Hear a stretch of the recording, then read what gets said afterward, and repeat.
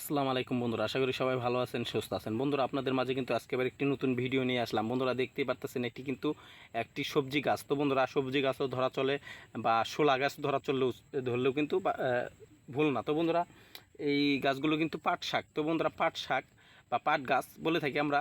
আপনাদের গ্রামে, আপনাদের এলাকায় কী কী নামে ডেকে থাকেন, এই গাছটিকে অবশ্যই কিন্তু আমাদের জানানোর চেষ্টা করেন কমেন্টের মাধ্যমে। তো বন্ধুরা, এই পাট শাকগুলো কিন্তু আমাদের গ্রামের কৃষকরা চাষ করেছে তারা শাক খাওয়ার জন্য, বা পাশাপাশি এই পাট শাকগুলো বিছুন রেখে শোলা বের করবে বা শোলার বীজগুলো পেয়ে যাবে। তো বন্ধুরা, এই পাট গাছগুলো অতিরিক্ত বড় হলে কিন্তু তাকে আমরা শোলা হিসাবে ধরে থাকি। তো বন্ধুরা, শোলা কিন্তু আমাদের রান্নার কাজে লাগে।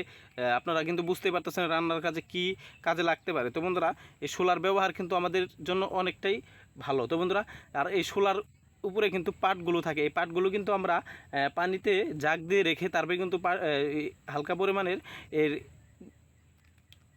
ভিজিয়ে রেখে এই পাটের শোলা থেকে পাটগুলো আমরা আলাদা করে নেই। তারপরে কিন্তু বন্ধুরা, ওই পাট কিন্তু আমাদের এই পোশাক তৈরি করার জন্য কাজে লেগে থাকে। তো বন্ধুরা, এই পাট শাকগুলো কিন্তু একদিকে কাজে লাগে না, আমাদের কিন্তু চারোদিকে কাজে লাগে বন্ধুরা। তার জন্য কিন্তু কৃষকরা রোপণ করে থাকে। তো বন্ধুরা, আপনারা চাইলেও কিন্তু এই পাট শাকগুলো চাষ করতে পারেন, পাট শাক হিসাবেও খেতে পারেন, বা আপনারা যদি কোন যে না আমরা শাক খাবো না, তাহলে কিন্তু আপনারা শোলা হিসাবে রেখে দিলে পারা যখন 4-5 ফুট উঁচা হয়ে যাবে, তখন কিন্তু বন্ধুরা এই গাছগুলো আরও মোটা হবে বা শোলা ভিতরে হবে। বন্ধুরা, শোলাটিও কিন্তু আপনারা বাজারে নিয়ে যেতে পারবেন, পাটগুলোও কিন্তু আলাদা করে আপনারা বাজারে নিয়ে যেতে পারবেন। তো বন্ধুরা, আমার এই ভিডিওটি যদি আপনাদের ভালো লেগে থাকে, আমার চ্যানেলটিতে লাইক কমেন্ট শেয়ার করে দেবেন। তার পাশাপাশি আপনাদের বন্ধুদের দেখার সুযোগ করে দেন শেয়ারের মাধ্যমে। তো বন্ধুরা, সবাই ভালো থাকেন, সুস্থ থাকেন। আসসালামু আলাইকুম।